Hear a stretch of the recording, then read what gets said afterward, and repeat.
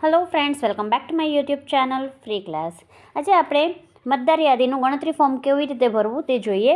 તેમાં જોઈએ પહેલી કેટેગરી એ, જેની ઉંમર 38 વર્ષથી વધુ હોય તેમજ 2002ની મતદાર યાદીમાં નામ પણ હોય તો તેણે ફોર્મ કેવી રીતે ભરવું।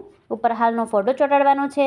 ત્યાર પછી ઉપરના કોષ્ટકની તમામ વિગતો એટલે કે જન્મ તારીખ છે, આધાર કાર્ડ નંબર લખવાનો છે, મોબાઈલ નંબર લખવાનો છે, પિતાનું પૂરું નામ, એપિક નંબર, માતાનું પૂરું નામ, તેનું એપિક નંબર, જીવનસાથીનું પૂરું નામ એટલે કે પતિ અને પત્નીનું પૂરું નામ લખવાનું છે અને ત્યાર પછી તેનો એપિક નંબર લખવાનો છે।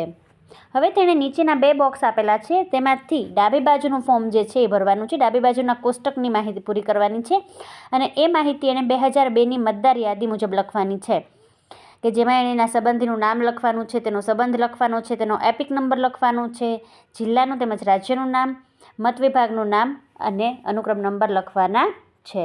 ત્યાર પછી છેલ્લે તેણે નીચે તેની સહી કરવાની છે। હવે જોઈએ કેટેગરી બી, ઉંમર 38 વર્ષથી વધુ હોય તેમજ 2002ની મતદાર યાદીમાં નામ ન હોય તો તેણે ફોર્મ કેવી રીતે ભરવું।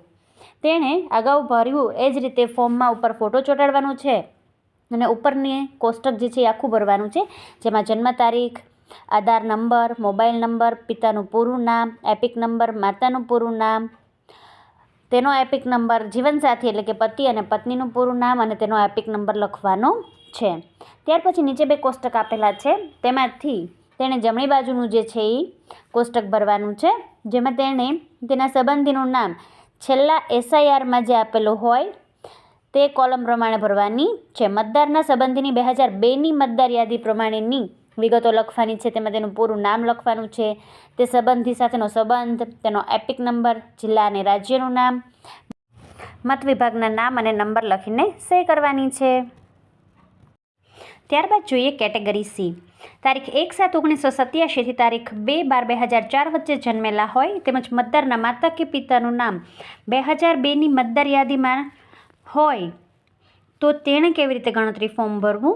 તેણે સૌપ્રથમ તો તેનો હાલનો ફોટો ચોંટાડવાનો છે અને ઉપરની વિગત બધી ભરવી ફરજિયાત છે। જન્મ તારીખ લખવાની છે, આધાર નંબર લખવાનો છે, મોબાઈલ નંબર લખવાનો છે, પિતાનું પૂરું નામ લખવાનું છે, ત્યારબાદ તેનો મતદાર ઓળખપત્ર નંબર લખવાનો છે, માતાનું પૂરું નામ લખવાનું છે, તેનો ઓળખપત્ર નંબર લખવાનો છે, ત્યાર પછી પતિ કે પત્નીનું પૂરું નામ લખવાનું છે।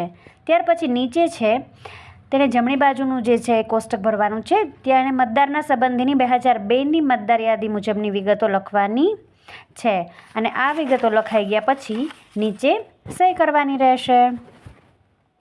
ત્યાં ઘરની કોઈ પણ પુખ્ત વયની વ્યક્તિ પણ સહી કરી શકે છે। હવે જોઈએ કેટેગરી ડી, તારીખ 1/7/1987થી તારીખ 2/12/2004 વચ્ચે જન્મેલા હોય તેમજ મતદારના માતા કે પિતાનું નામ 2002ની મતદાર યાદીમાં ન હોય તો તેણે કેવી રીતે ફોર્મ ભરવું। મોટે ભાગે લગ્ન કરીને આવેલી સ્ત્રીઓ હશે તેને લાગુ પડશે, એટલે ખાસ જોવું। અહીં સૌપ્રથમ ઉપર ફોટો ચોંટાડવાનું છે, જન્મ તારીખ લખવાની છે, આધાર નંબર લખવાનો છે, મોબાઈલ નંબર લખવાનું છે, માતા પિતાનું પૂરું નામ અને એનું એપિક નંબર લખવાનું છે અને અહીંયા પતિ કે પત્નીનું પૂરું નામ લખીને તેનું એપિક નંબર લખવાનું છે। ત્યાર પછી નીચેના ખાનામાં જે છે તે જમણી બાજુનું કોષ્ટક જ્યારે તમે ભરો છો 2002ની મતદાર યાદીમાં જો નામ હોય તો તે જ્યારે તમે ભરો ત્યારે ખાસ અહીં માતા, પિતા, દાદા કે દાદીનું નામ લખવાનું છે। અહીં પતિ કે પત્નીનું નામ લખવાનું નથી। પૂરું નામ, તેનો એપિક નંબર, તેની સાથેનો સંબંધ, જિલ્લા રાજ્યનું નામ, મત વિભાગનું નામ લખીને નીચે તમારે સહી કરવાની રહેશે। કેટેગરી ઈ, 2/12/2004 પછી જન્મેલા મતદાર તેમજ મતદારના માતા કે પિતાનું નામ 2002ની મતદાર યાદીમાં હોય તો તેણે કેવી રીતે ફોર્મ ભરવું।